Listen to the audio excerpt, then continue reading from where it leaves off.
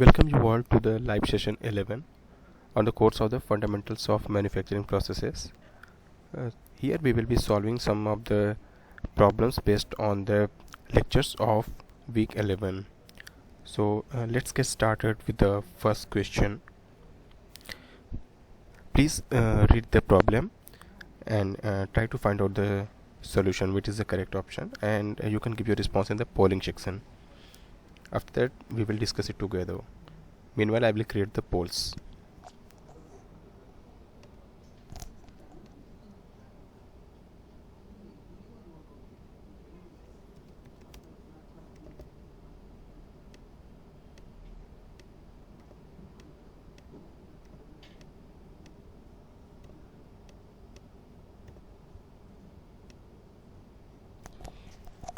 Yes, polls are live. You can give your response in the polls.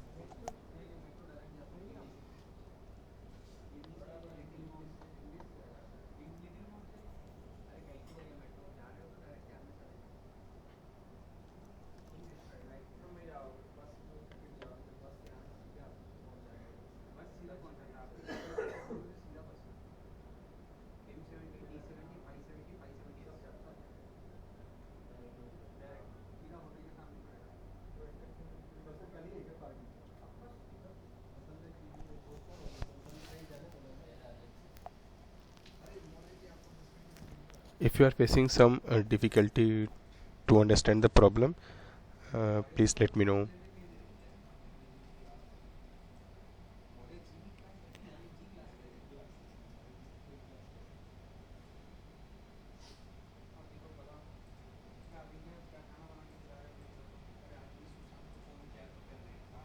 Okay, I have got a response. Okay, let's start. Let's start discussing it together. So in this problem, the question is all about the weldability. So in the steels, with increasing the thermal conductivity, what how it affects the weldability. And the second statement is about the thermal coefficient of thermal expansion. So we have to see that effect of coefficient of thermal expansion on the weldability. So what is the weldability? So if you have gone through the lecture, then weldability is defined as ease of welding of a metal by given process for given purpose and the given set of conditions. So this is the weldability, and here we have to see the effect of thermal conductivity over the weldability and effect of the coefficient of thermal expansion on the weldability. So let's talk about the effect of the thermal conductivity. Let us consider we have two metals which needs to be jointed together, and what we are doing, we want to join them together, so we are bringing them nearer and we are filling some filler material, and we are trying to join these two parts by adding some filler material.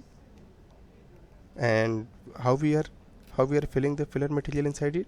Basically, we are having filler material here, and we are melting it. We are melting the filler material, and filler material is getting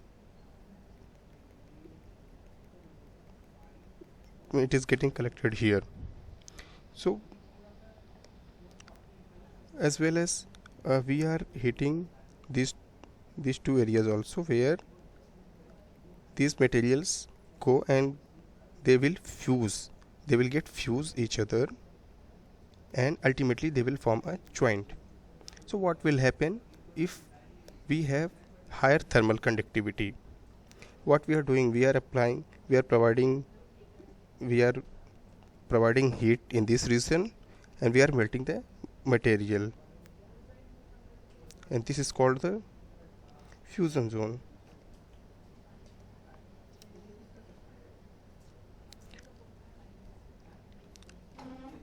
Here we are heating, or we are supplying the heat. If materials will have good thermal conductivity means whatever heat is reaching to the material, to this is the base metal. If base metal have good thermal conductivity, then whatever heat it will reach to the base metal, it will transfer away from the fusion zone.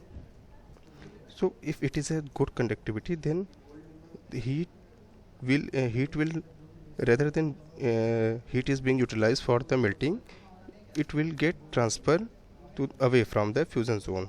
So what we have to do, again we have to apply more heat. So if base metal have good conductivity, then we have to supply much more heat in order to melt the material.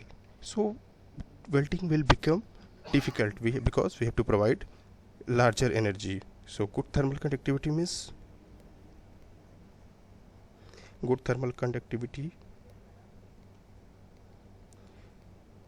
means we have to supply larger heat,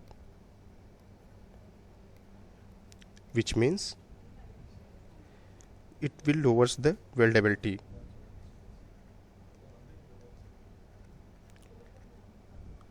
So if we see the first statement, with increasing the thermal conductivity lowers the weldability. Yes, if we increase the thermal conductivity, weldability will become low. So that is correct. Let's see the effect of the coefficient of thermal expansion on the weldability. We know here we are melting here we are depositing the material by melting. So let's zoom it out a little bit. If we see just the melting zone, so initially we have molten metal. Suppose we have this whole region is filled by the molten metal. I should draw a diagram somewhere else. Let's say here.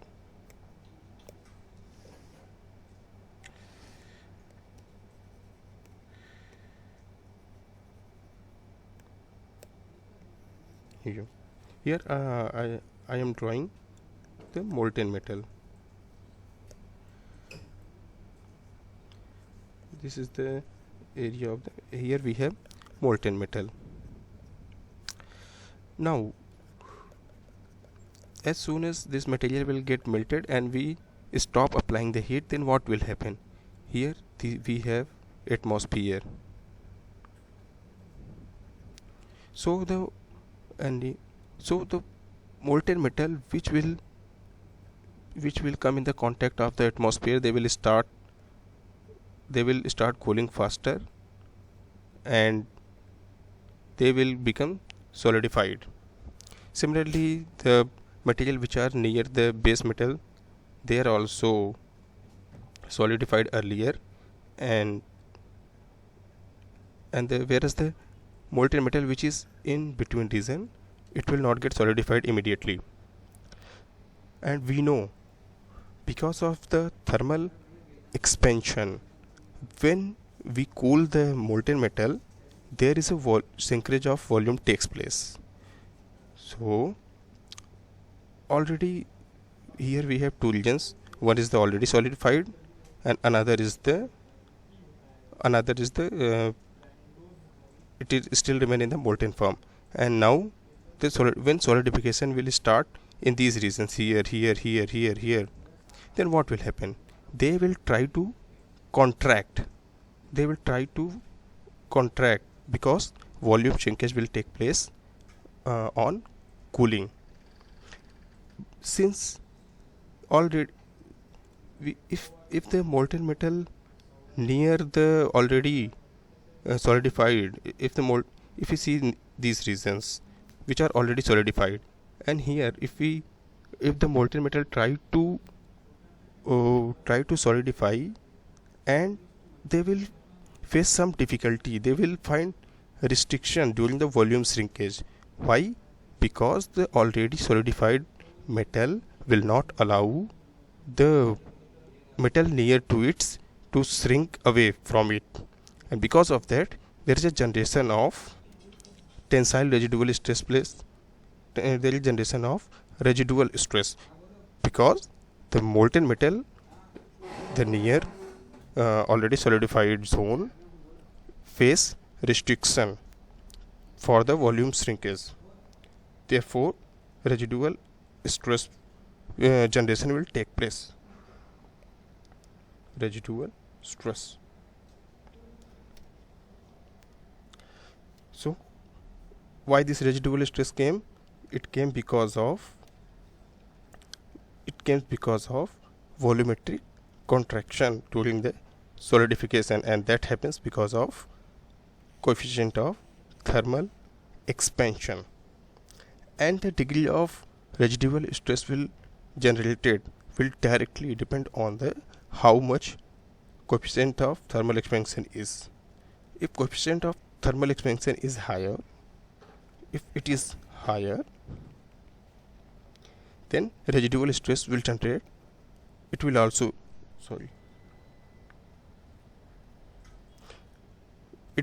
become higher, and because of this we will get cracking tendency, distortion tendency, and poor mechanical properties. Tendency will be higher. So a higher thermal coefficient of thermal expansion means high residual stress. So if we see in the welding zone how thermal residual stresses are distributed. If we see this cross section,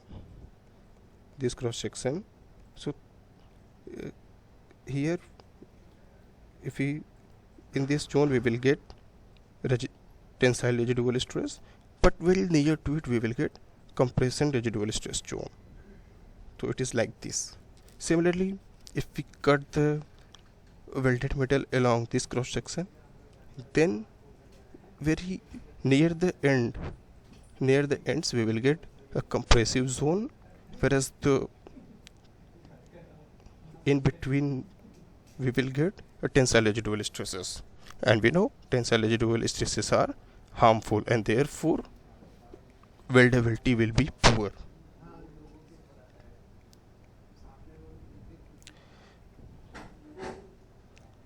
Therefore we can say by increasing thermal conductivity weldability will go down. Similarly, by increasing the coefficient of thermal expansion, again weldability will go down because generation of residual stress will be higher. Therefore both statements are true, and correct option is first one. So I have explained the solution of this problem, but still if any of you have doubt, please ask me. Otherwise we will move to the next problem.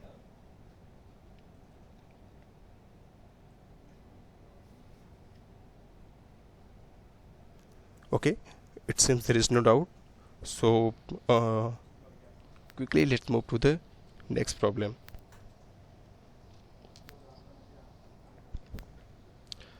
Please read the question and try to find out the correct answer. Meanwhile I will create the polls, there you can give your response.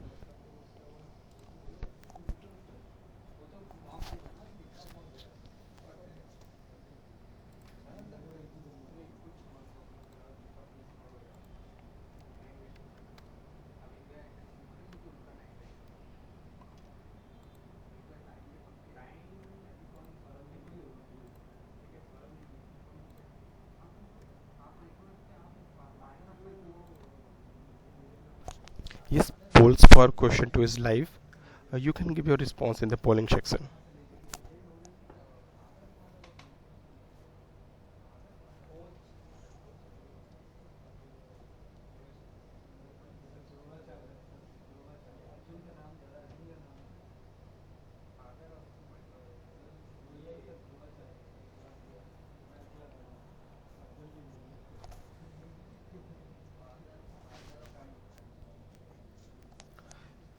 Yes, I have got one response. I'm waiting for others.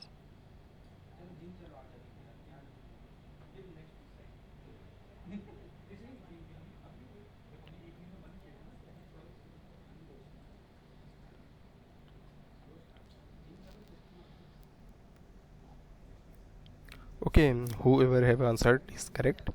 Let's discuss it together. Yeah, both of you are right. Correct.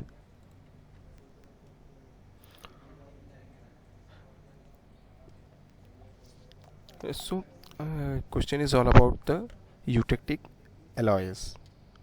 So, what are the eutectic alloys? Uh, Basically,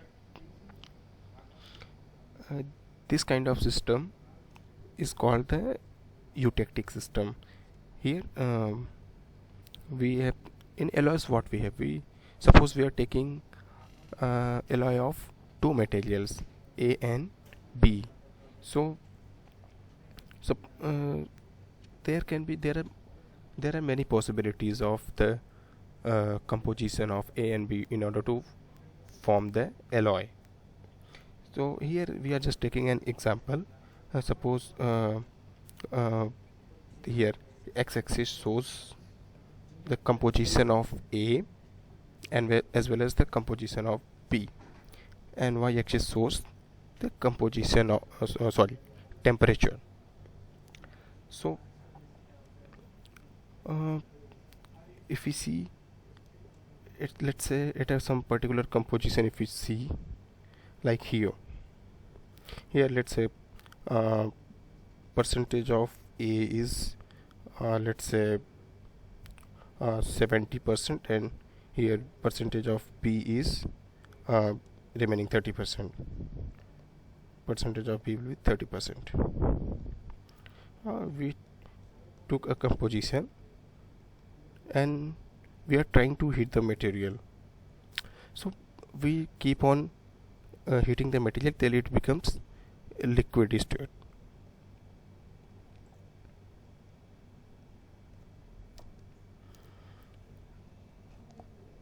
So once whole alloy will comes into the liquid form, now we will start looking how it cools. Then only we will come to know whether it has one solidification temperature or a range of melting temperature. So all those things we will come to know only when we will start looking how materials cools. So let's plot a graph between temperature and time.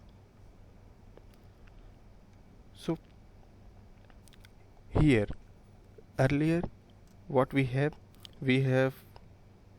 metal in liquid state. So this is the temperature for the molten metal or molten alloy temperature, we should write it.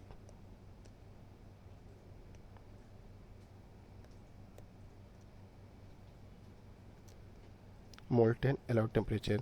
Now we start cooling. As soon as material will reach to this point, what will happen? As time passes, material will keeps on cooling. Yeah, cooling of molten metal.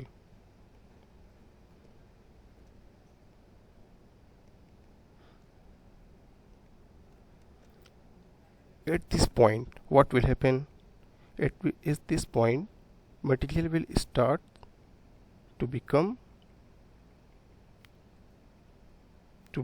solid at this point. And if we further cool it down, let's say in somewhere here in between the liquid, here what is the form of the material, or what are the phases? Here we have liquid plus some alpha. So at this temperature we will have some liquid as well as some solid, which is in the form of alpha. So at equilibrium, if we hold for longer time at this temperature, then whole alloy will not become solid. Some of will remain liquid and some of will remain solid in the form of alpha. So let's draw it here somewhere else, like here. So time is passing and temperature is going down, but the solidification process is not completed here. But as soon as we will reach this point, here what happened, all the alloy which was earlier in the liquid state, now it will become in the solid form. So here complete alloy will become solid. So this was the point of start of solidification, and here this is the point finishing of solidification.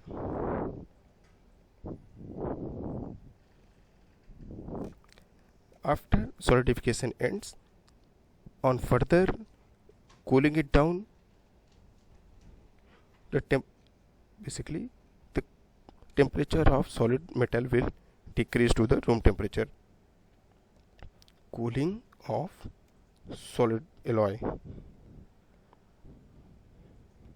So what we find here, if here we take any general composition of A and B, and we try to see how the alloy behaves during the solidification. And what we found that the solidification is not happening at a fixed temperature, it is happening in the range of temperature. So that is the range of solidification.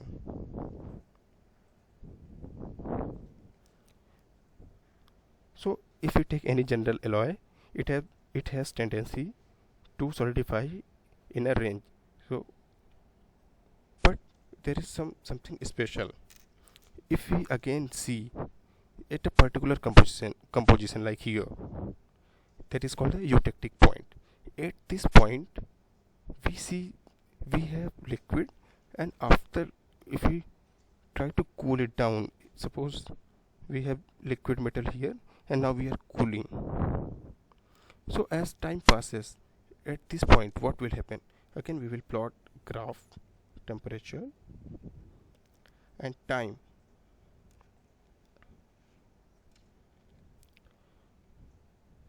This is the molten metal temperature,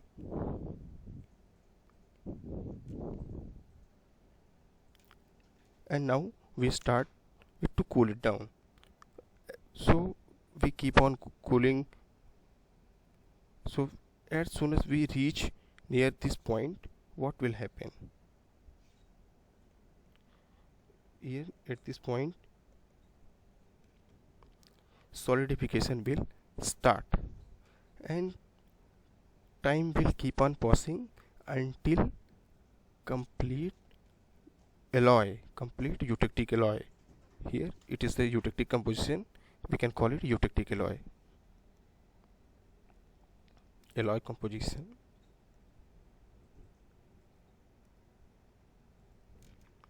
Here the alloy will keep on transforming at a constant temperature, and we can see here we are not getting a range of where a liquid plus some other solid phase is there.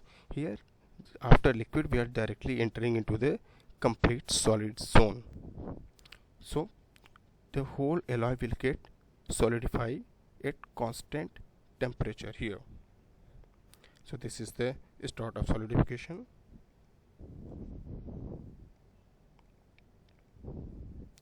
and here end of solidification.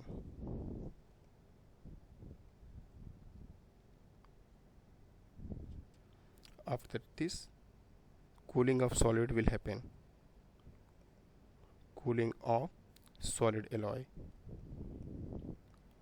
solid eutectic alloy, and this is the cooling of liquid. So we can see that here complete solidification happens at the constant temperature. Here we are not getting a range of solidification temperature. Therefore the correct option for this question is one solidification temperature. Eutectic alloy at eutectic composition will have at only one solidification temperature, or the whole liquid will become solidify at constant temperature. So correct answer is the first one. So I have explained. Anyway, you both of you have already given correct answer. So still, if there is any doubt in the explanation, please ask me. Otherwise we will move to the next problem.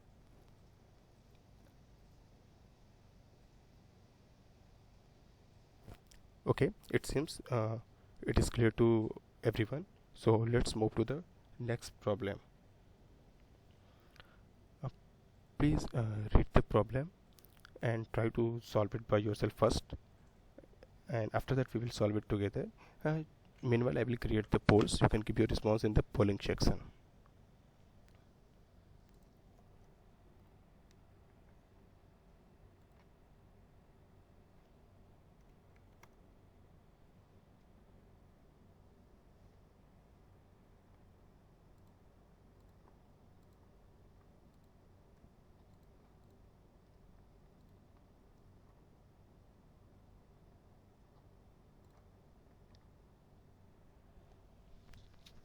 I have launched the polls.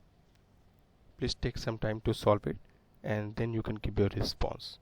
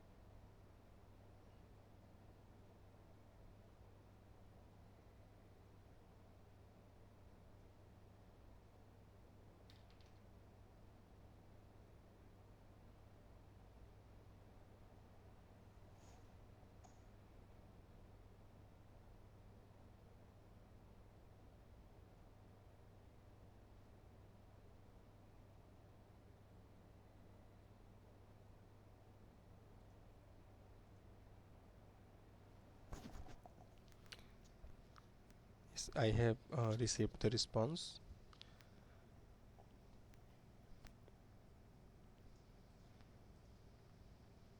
Okay, yeah, whoever have answered is correct. Okay, let's discuss it together. So here we are given the uh, chemical composition, which is here carbon is 0.28 percentage, like manganese, chromium. The composition percentage of each and every element is given, and uh, thickness of sample is also given. So this is for the steels, and we have to find out what is the carbon equivalent, and we have to consider the effect of thickness also. So what is the carbon equivalent? Let's quickly see it. So especially in the case of the welding, the carbon equivalent is used to understand the what is the effect of alloying elements over the hard over the hardening. Basically, how alloying element going to affect the hardness of the material. That is can be find out by using this carbon equivalent, or we can say carbon equivalent is going to give the uh, is going to show the effect on the weldability. So like there are there is a huge effect of the concentration of each of these elements over the weldability of the steels, and that we can find out by using a formula, and that formula is given by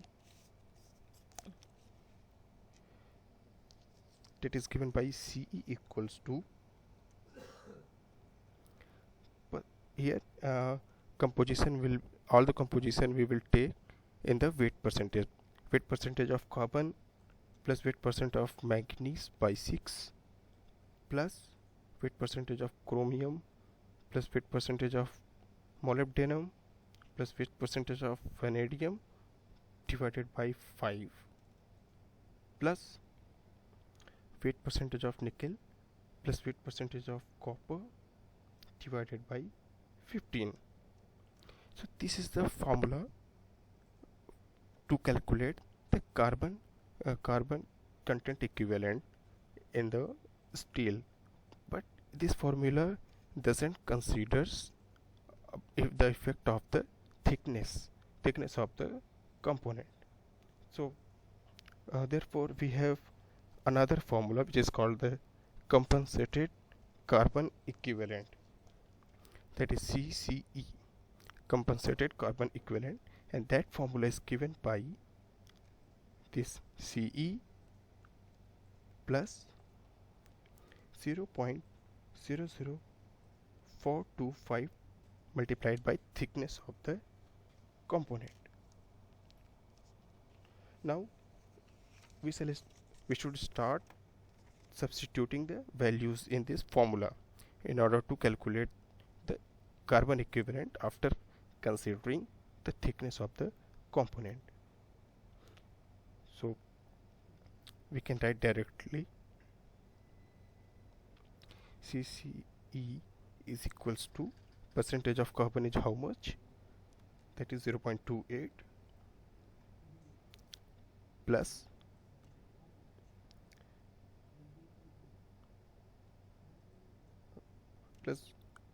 here we have to bring the percentage of manganese divided by 6, that is 0.40 divided by 6 plus weight percentage of chromium is 0.28 plus weight percentage of molybdenum is 0.15 plus weight percentage of vanadium is 0.08 whole divided by 5 plus weight percentage of nickel is 0.40 plus weight percentage of copper is 0.28 divided by 15. So this will give the carbon equivalent. This will give the carbon content equivalent. Now if we calculate it, we will get 0.494, but here we have not considered the thickness. Now if we consider thickness, we will get CCE is equals to CE plus 0.00425 T. So CE is what? It is 0.494 plus 0.00425 into CE, so into thickness, that is 10, and if we calculate it, we will get 0.5365. So this is the carbon content equivalent after considering the thickness, and if you see, that is the second option. So this is the correct answer, and just for the information, we know that if carbon equivalent is less than 0.4, then we have very good weldability, that is easily weldable.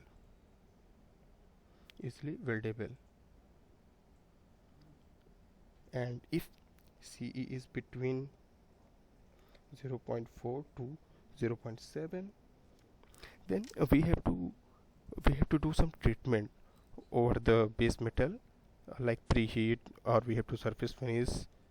So that kind of treatment we have to give before welding. So we have to give suitable treatment. Suitable treatment is needed. Treatment required. And if carbon equivalent is greater than 0.7, then it means the steel is not recommended to weld, or this steel will have poor weldability. So that is not recommended to weld. Poor weldability. And if we see here, we got the carbon content equivalent is 0.5365. So therefore the given steel can be welded after some treatment. So some treatment is required before weld. So correct answer for this question is second one. So I have explained the solution, but still if any of you have doubt, please let me know.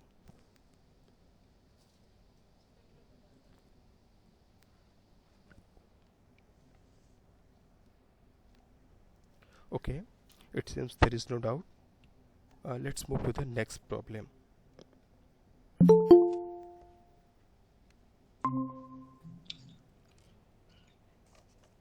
Please read the problem and try to find out the correct answer. You can give your response in the polling section.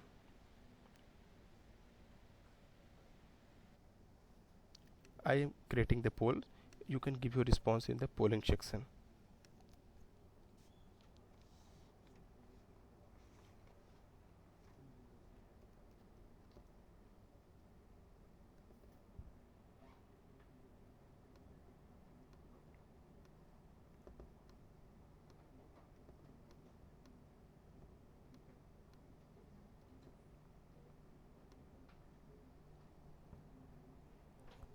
Yes, polls are live. Please give your response there.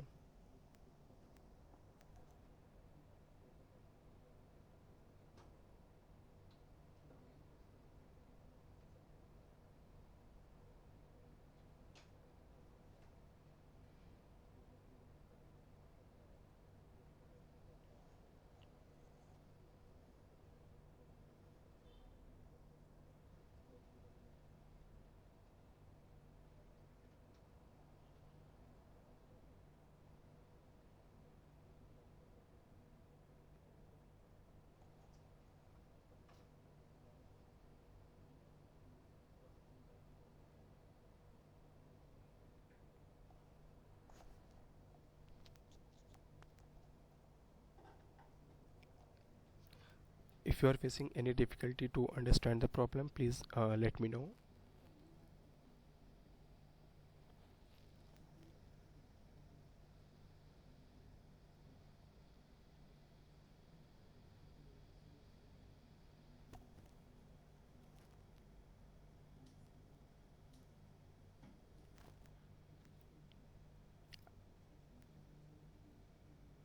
Okay, I have got one response. I am waiting for others.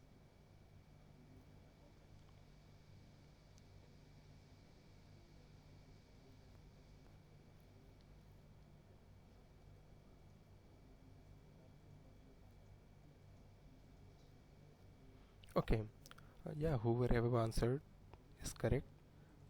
Okay, let's discuss it together for others.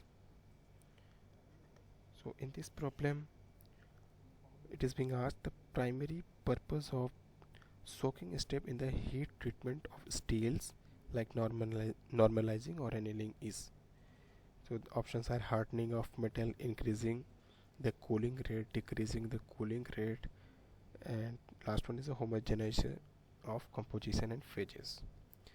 So what we do in the heat treatment, we our in the heat treatment, what we try to do, we try to alter the properties of the steel. And how we are going to do, that there are certain steps we follow, after which the properties of steel becomes desirable, which we want. So what happens in between? There are several changes which takes place in the microstructures and phase of the steel. So let's look at here. Suppose this is just a portion of the iron carbon diagram. Here here it is the percentage of carbon. The x-axis shows the percentage of carbon in the steel and y-axis shows the temperature. So let's take an example. It's some composition in the hypoductile steel. Suppose here we have material steel which has some, which microstructure is somewhat, it looks like this.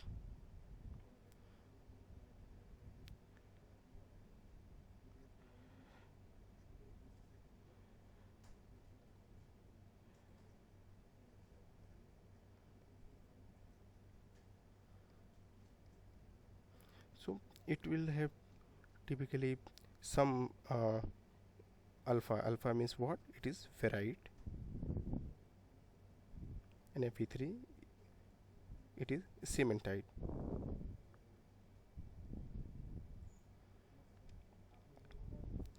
And their composition also called the perlite. So if we see the microstructure, then it will have some ferrite or alpha, and in between we have perlite, sorry, in between we will have perlite.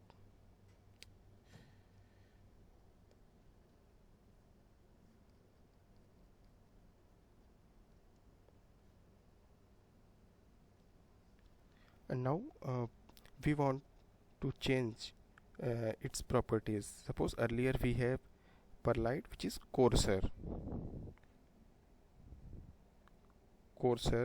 as well as the grains are not very uniform. Like suppose initially we got the metal after rolling, then what will happen? Grains will be elongated, something like this. So here we have ferrite and perlite, ferrite, perlite, ferrite, perlite, like that. Initially we have that kind of microstructure inside the material, and because of this the material will have poor ductility, and we want to change its properties. Initially we have initial microstructure is somewhat like this. Now we want to change this structure. So what we will do, we will heat its temperature to above. This is called upper critical point, upper critical line, and this is called lower critical line.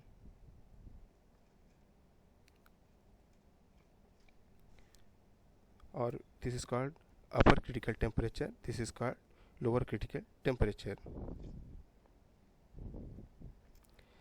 So here we have at the room temperature we have ferrite plus cementite. When we heat it some temperature above, let's say 50 degrees Celsius above the upper critical temperature, so this is upper critical temperature, and we heated some extra, and what we will get here, what phase is there, that is austenite. So here what will happen, whatever ferrite and cementite perlite which we have, it will get converted into the austenite, and after that what we do, we will try to cool the material, and the cooling rate will going to decide the what kind of microstructure will get developed inside the material. So if we just draw the heat treatment cycle, it is like this. This is temperature, this is time. So heat treatment cycle.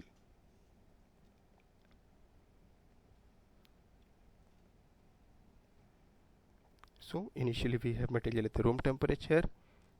With after some time we keep on increasing the temperature of the material, and after reaching the temperature above the upper critical temperature, we will hold it for some time. That is called soaking, and here it is called heating. And here we hold the temperature its constant value for a longer time, let's say 1 hour or more than that, so that the complete transformation of alpha and ferrite, basically ferrite and cementite, will get converted into the austenite. And after that, what we will do? We cooling. So here this soaking we do because suppose we have a very big component like this. Let's say it's a 2 meter by 2 meter by 2 meter. If we increase this temperature up to, let's say, 780 degrees Celsius, if we take this material and if I will put it inside the furnace at the 780 degrees Celsius, so what will happen? Its temperature will keeps on increasing, but the increase in temperature will not happen uniformly throughout the material. The temperature at the surface will immediately reach to the 780 degrees Celsius, but inside the bulk it will take some time to increase the temperature from room temperature to 780 degrees Celsius. Then only all the perlite and cementite and ferrite will convert into austenite.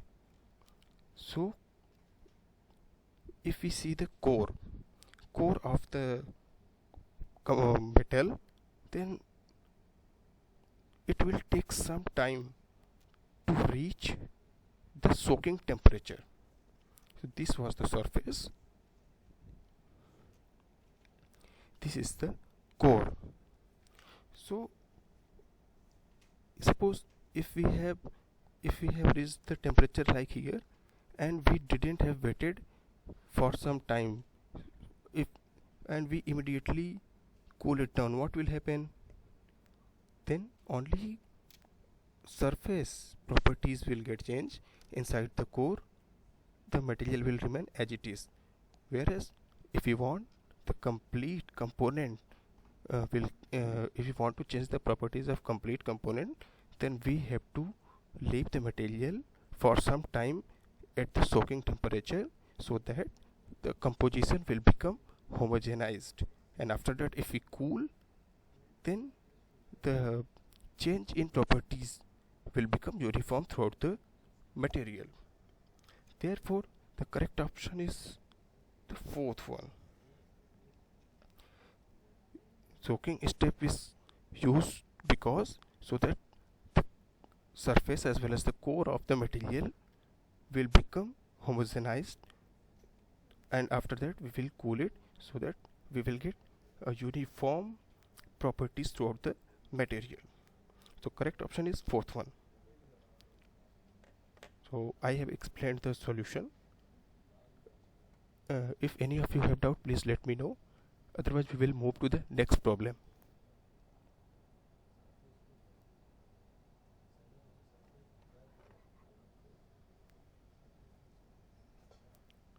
Okay, it seems there is no doubt. We will move to the next problem. Still, if later on you face any difficulty, you can ask me. Okay, as of now we are moving to the next problem. Please read the problem and try to find out the correct answer. Meanwhile, I will create the polls. You can give your answer in the polling section.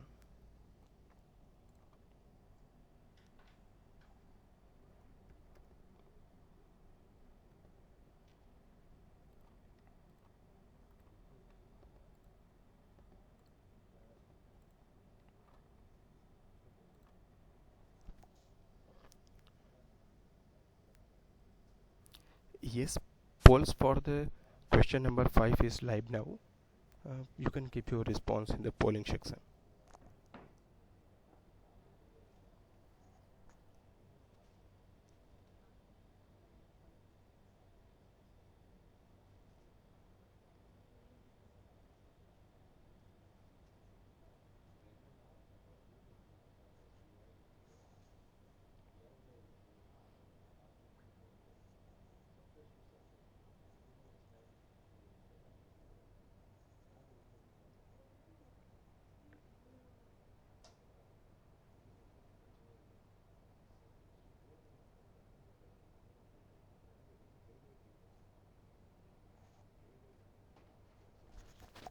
I have got one response. I am waiting for others.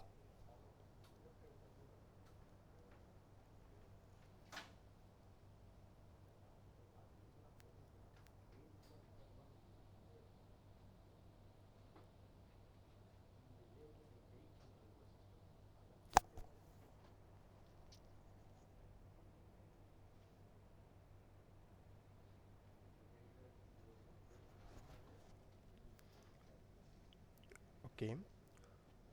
Uh, yeah, yeah. One of you have got the correct answer. Okay. Let's look it together.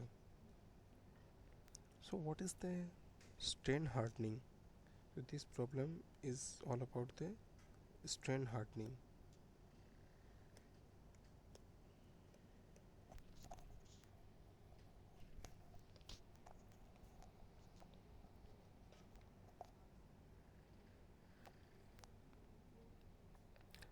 It is being asked, in strain hardening in the metal, deforming process is caused by. So let's quickly discuss the what is the strain hardening. Uh, Suppose we have some material or some metal. It is look. It has some. It is some length L 0. What will happen if we apply some load on this material? So sigma, we have applied a stress of sigma over the material. So that we are plotting here in this plot. The y-axis shows the stress, that is sigma, and x-axis shows strain, which shows the elongation in the material. So initially, this is the point where the applied stress is 0, and slowly we keep on applying some load. Let's say load value reaches, or stress value reaches to this point.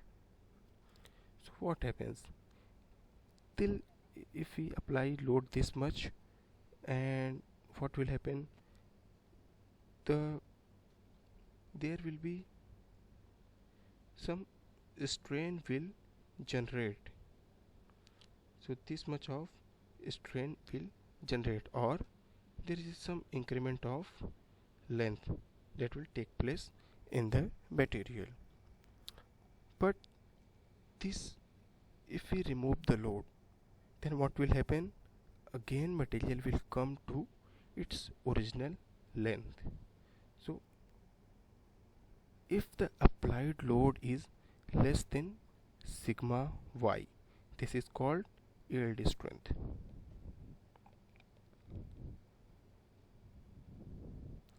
If the applied load is smaller than yield strength, then if we remove the load, then the our material will come to its original length, and that is called the elastic deformation. So if we are deforming the material by applying the stress which is less than yield strength, then the deformation which will take is called elastic. And if we remove that much load, then material will come to its original state. Suppose if we increase the load greater than the yield strength somewhere here, then what will happen, the material will permanently elongated.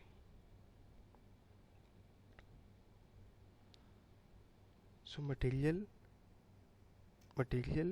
if we applied the load greater than the yield strength, then what will happen? Material will get elongated.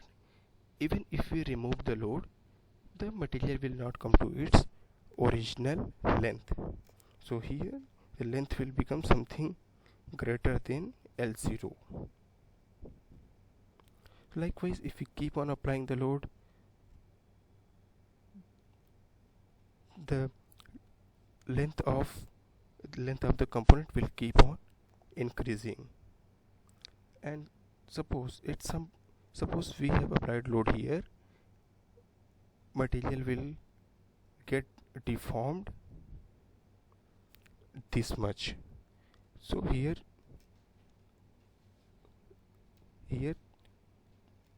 we are keep on applying the load, material will get deformed this much. But as soon as we will remove the load, then what will happen? Material will recover its shape partially. So here this much of length will get recovered, but this much remaining length will become permanent deformation. So this is called elastic strain. So epsilon elastic is called elastic strain. So this much length will get recovered, but whatever is remaining, that is the plastic strain, and this much of deformation will be permanent.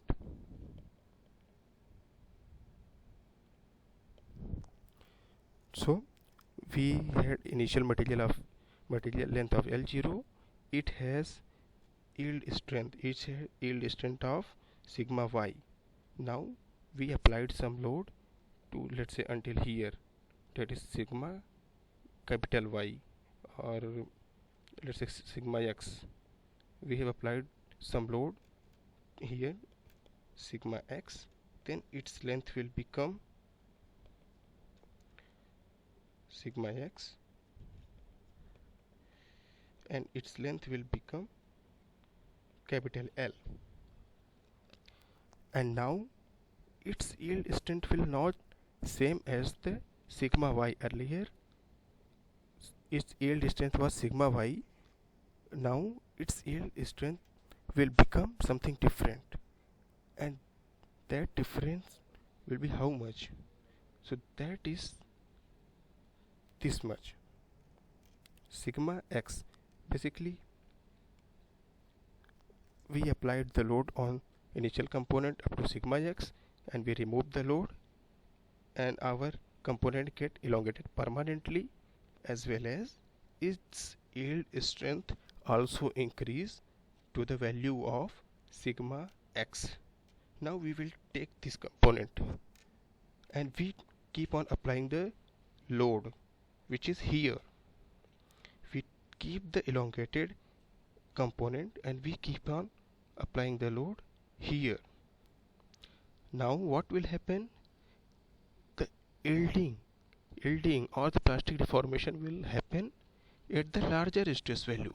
Earlier it happened at the sigma y. Now the plastic deformation will start at, let's say it's called sigma x. That is the somewhat higher value than the sigma y. So this much of increase in strength happens in the component, and that is called strain hardening. So the increase in strength because of plastic deformation, that is called strain hardening. And now let's quickly look at what happens inside the material. So like here, okay, I have to remove these.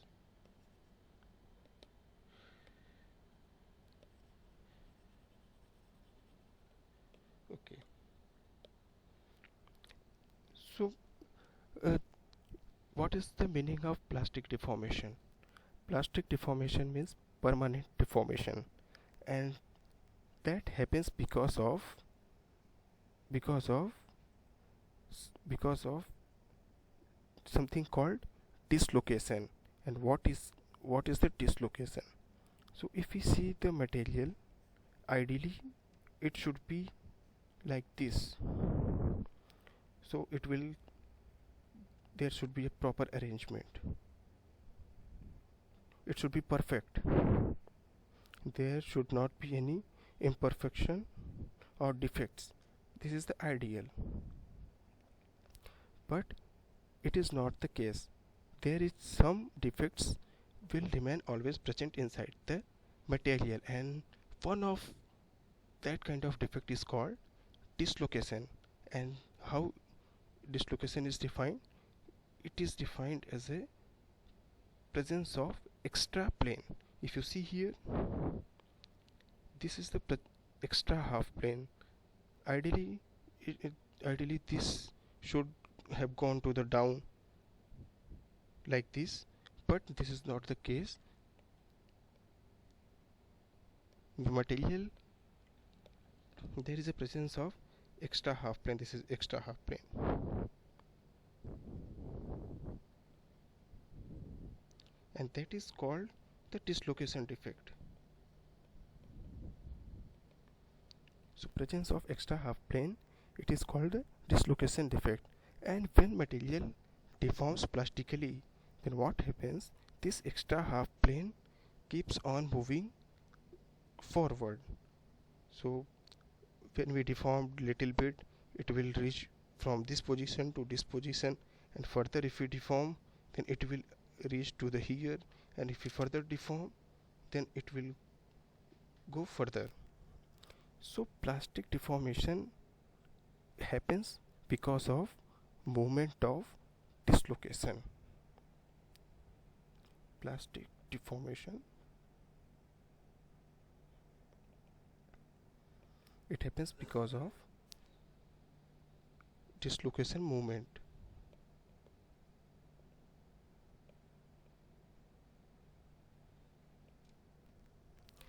And how easily dislocation can move, that is going to define the yield strength of the material. So in earlier case we saw that the yield strength was less initially, but when we deformed it little bit, then its yield strength become higher, or its yield strength increased. And that happens because there are some restrictions to the movement of dislocation took place. And now we are not going to see what are those what are the how the moment of dislocation is going to be uh, uh, restrained, or there is some issue, some resistance to the dislocation movement happens because of the strain hardening, that we are not going to see here. Just we can understand, if strength of our material has been increased by strain hardening, it means there is some restrictions generated inside the material which is restricting the dislocation to move, or it is creating resistance to the dislocation movement. And the resistance to the dislocation movement, because of resistance to the dislocation movement, the yield strength of material increases. And so the correct answer for this question is dislocation. So strain hardening is related to the dislocations. So I have explained the solution, but still if any of you have doubt, please let me know. Otherwise we will move to the next problem. Here I have not gone to the very deep how the dislocation moment is restricted, so that is beyond the scope of this course, but you can understand that strain hardening is related to the dislocation moment.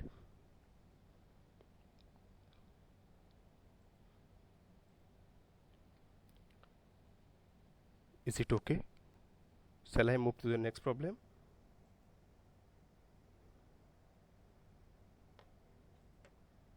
Okay, it seems there is no doubt. We can move to the next problem, but still if you face any difficulty you can ask me anywhere.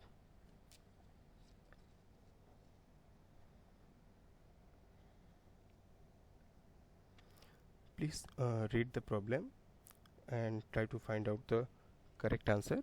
You can give your response in the polling section. Meanwhile, I will create the polls.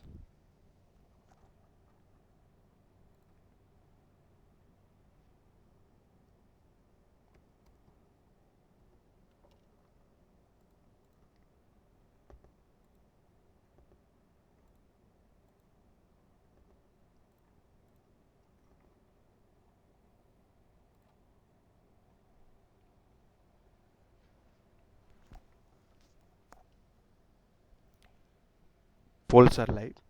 You can give your response in the polling section.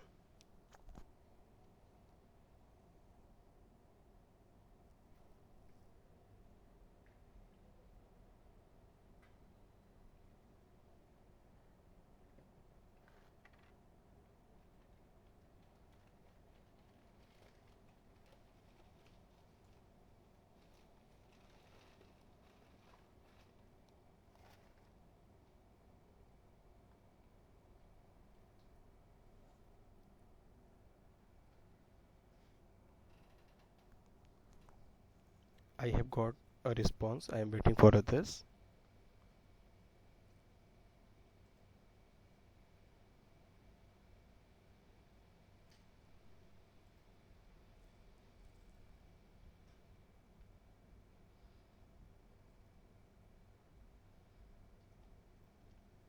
Okay, yeah, one of you have got the correct answer.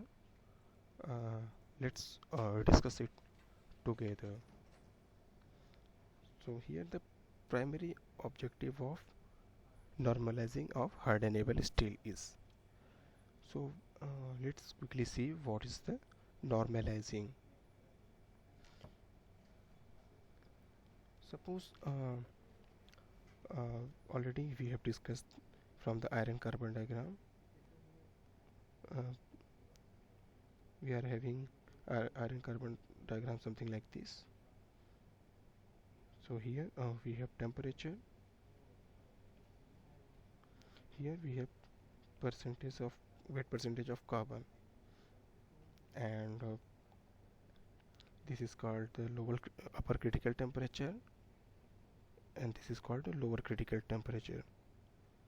And initially suppose we have some composition of steel and we want to improve its properties.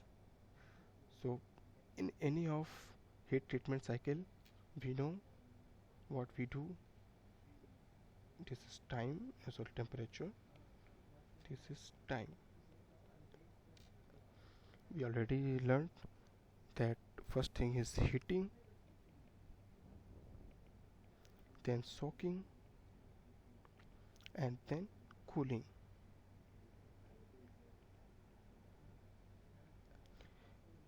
So what we do first, here we have ferrite alpha plus Fe3C, and here we have alpha, here we have gamma. So what we do, we heat the material up to the somewhere in gamma region, above the upper critical temperature, let's say 50 degrees Celsius. Above the upper critical temperature we have heated the material, and we left the material for the soaking, so that the whatever the alpha and cementite Fe3C we have, it will get converted into the gamma. So this point is shown here. This is called CCT, continuous cooling curve. So once we heated the material up to the here above the upper critical temperature, and we left the material for soaking, so that point is shown here. Now we want we want to improve the properties of the material according to our own requirement, and that can be controlled by during the cooling cycle here. So the cooling cycle, what we can do, we can control the cooling rate. So one thing is, we heated the material inside a furnace. So material is here, this is furnace. We increase the temperature, let's say up to the 780 degrees Celsius. We have increased this temperature to here, and one thing what we can do, we can switch off the furnace and we can leave the material to cool it down. But inside the furnace, cooling will happen slowly or slower. So in that case, this blue curve is there. The blue curve shows the slow cooling rate, and we can see if the cooling rate is slow, then material cooling will follow this path.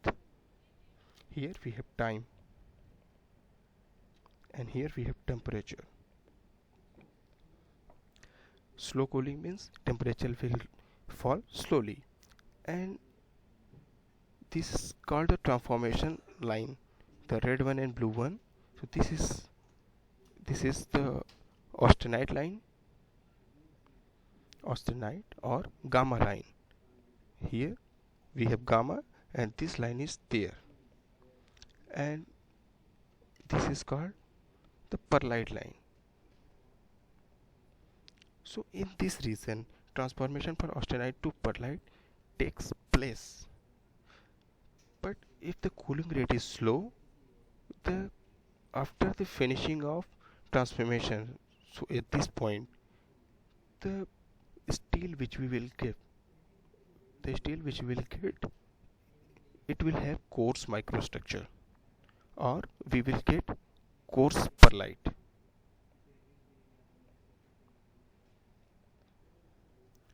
So if the rate of cooling is slow, we will get the coarse perlite.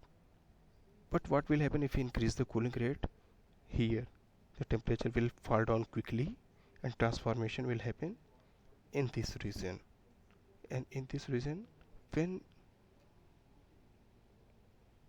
we get the complete transformation, the material which we will get after transformation, that is fine perlite. So how we achieve the faster cooling? Earlier we cooled the material inside the furnace. Now for the faster cooling, what we will do, once we reach the 780 degrees Celsius, we left the material for the soaking.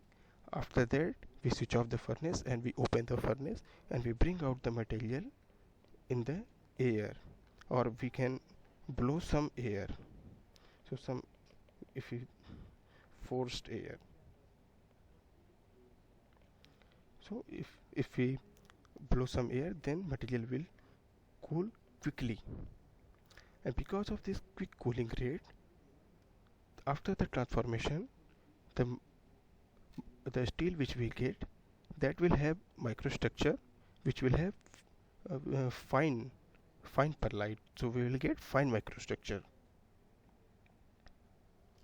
So the cooling in air, it is called the normalizing. So if we see the primary objective of normalizing, so after normalizing, we are getting the steel with fine microstructure. And now we will see what is the effect of the size of the microstructure. If we have a material with bigger microstructure, then what are its properties? It has good ductility. Ductility is higher. So this is the coarse material, coarse microstructure. And if we have, and it has its yield strength will low, as well as its hardness is low. But if after normalizing, what happens, the same material will have smaller microstructure,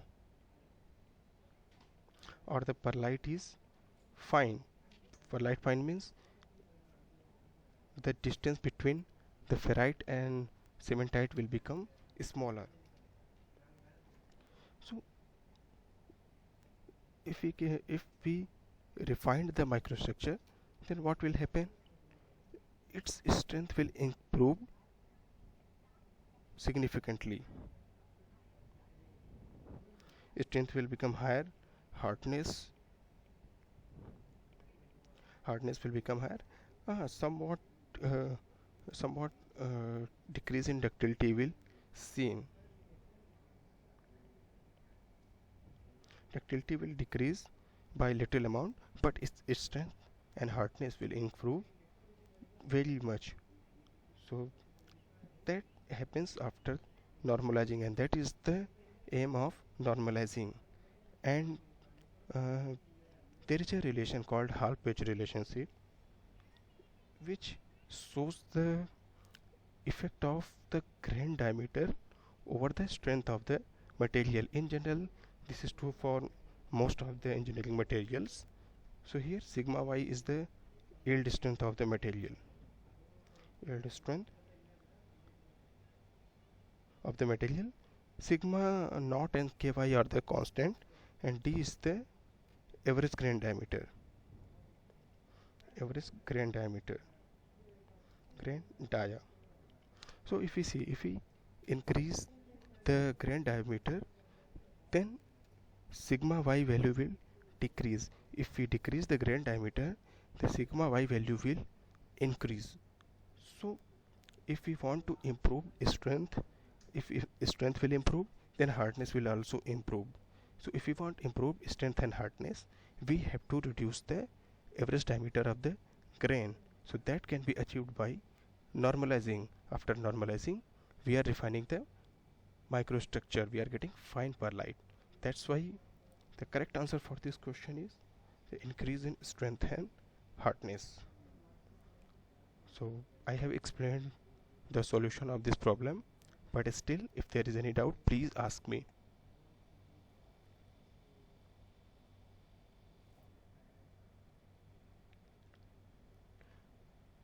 Okay, it seems there is no doubt, so we will move to the last problem of the day. Please read the problem and try to find out the correct answer. Meanwhile, I will create the polls.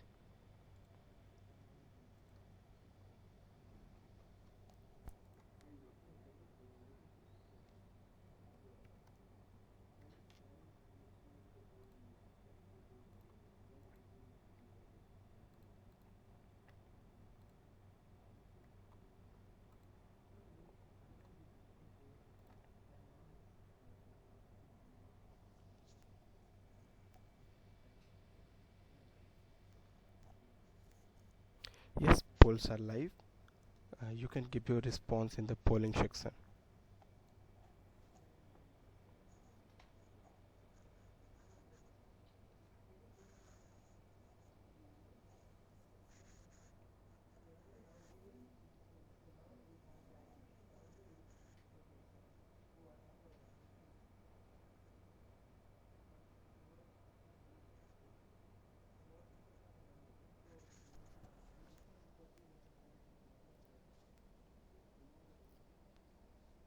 I have received a response. I'm waiting for other.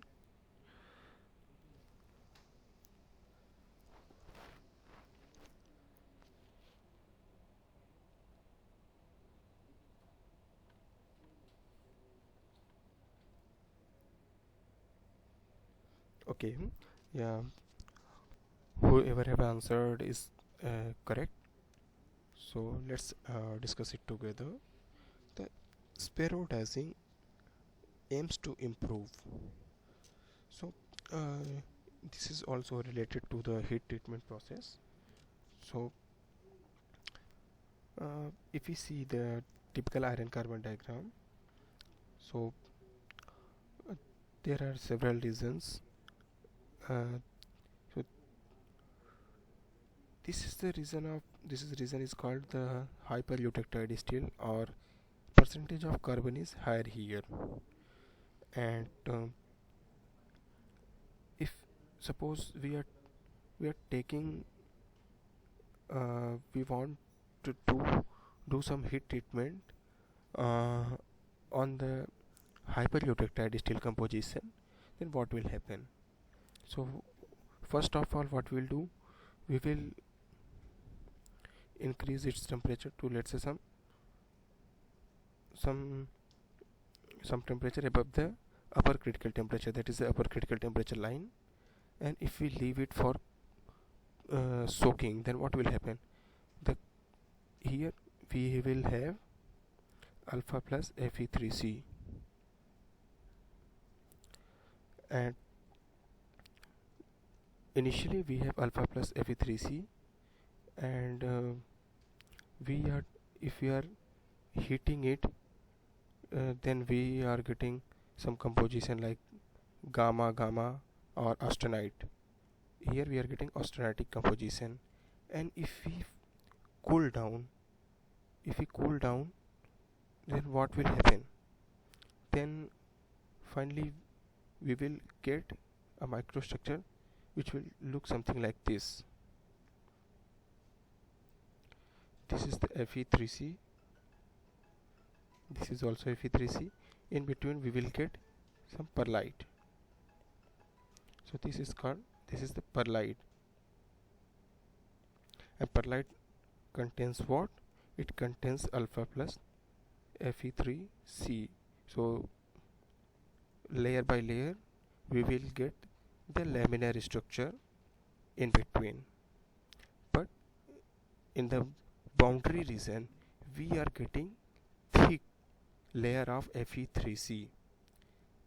So there, if we are interested in the just strength and hardness of this material, then it's okay, because Fe3C is very hard,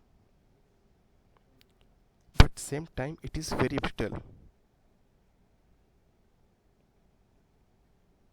If we are just interested in the hard material, then this material is okay. But suppose if we want to machine this material, then there we face difficulty. So if we want to machine this material, what will happen? Suppose this is our cutting tool and it is trying to cut this material. So some feed is given to this tool, or some cutting motion is given to this tool.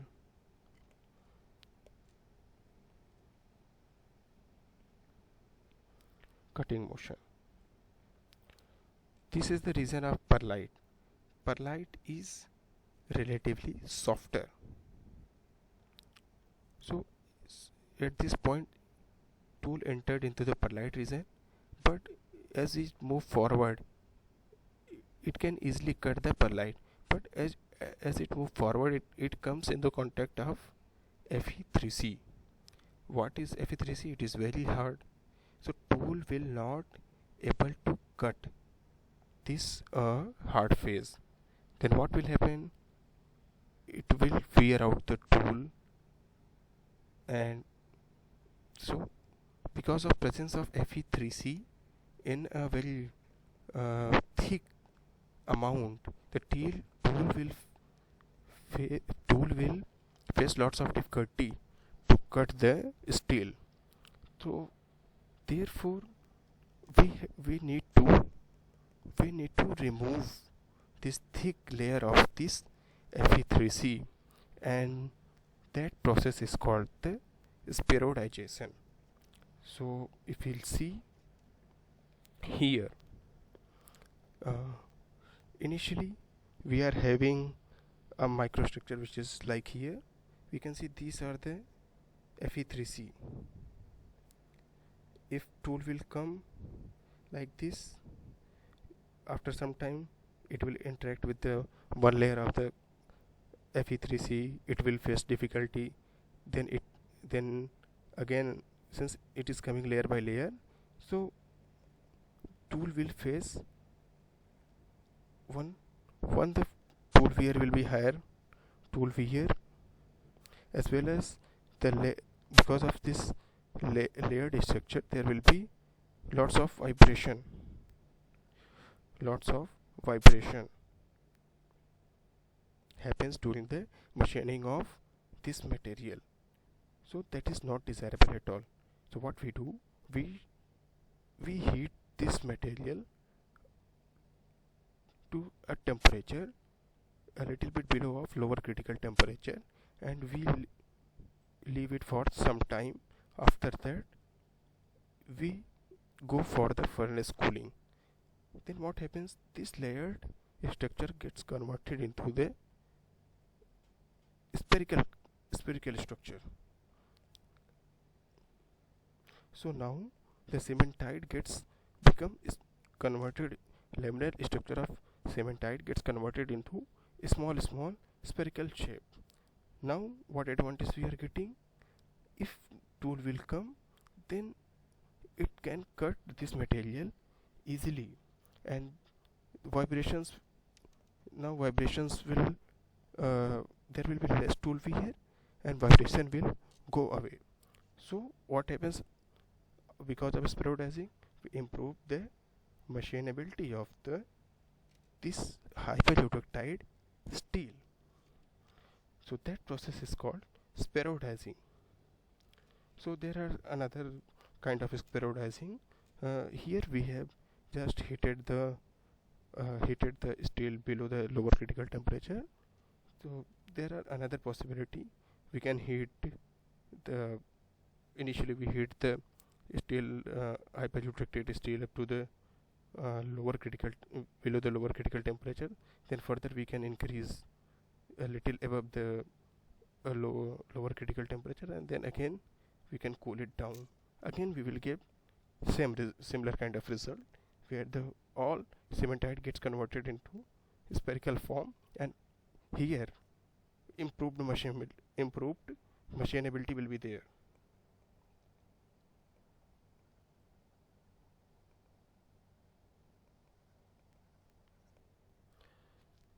So the correct answer for this problem is the fourth one. Machinability of high carbon steel is improved. So I have explained this problem, but still if any of you have doubt, please ask me.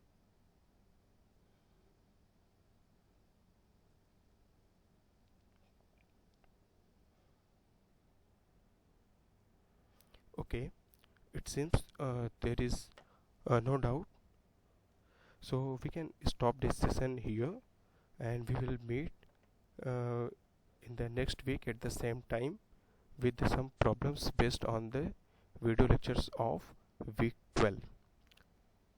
So wish you all a very happy weekend, then we will meet at the next week at the same time. Thank you so much. If any doubts, if any of you have any doubt, please ask me. Thank you, sir. Okay, sir. Okay, thank you so much. We'll meet it next week. Thank you. Do you have sample question paper from the NPTEL team?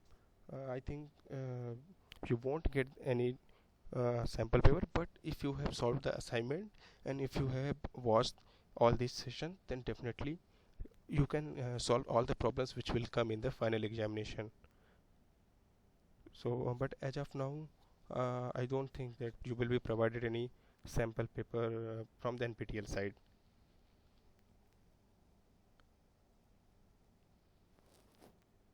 But you can find similar kind of problem in different books. So if you go and see the references section, there you can find the books which may help you. But I think if you have gone through the lectures and you have attended all these doubt discussion sessions and you have solved all the assignments, you can easily uh, get the good marks in the final examination. That will be also very similar to this kind of questions only. And this much material is sufficient. Whatever we are you are getting in the video lectures from the NPTEL, as well as what we are providing during the doubt discussion session, this will be more than sufficient. Okay, okay, I think I have answered Narottam sir's question. So if still there is doubt, please ask me. Otherwise, we will end the session here. Okay, let's end the session here. Thank you. Bye. Good night.